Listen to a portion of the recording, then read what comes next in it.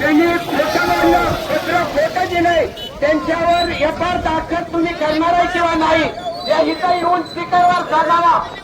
जर नोकरी करायची चांगल्या प्रकारे करा, नाहीतर आम्ही न सांगता आंदोलन दुसऱ्या दिवशी करायला तयार आहे.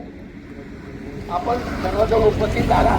मी तुमचं मनापासून आभार मानतो आणि या ठिकाणी शेतकरी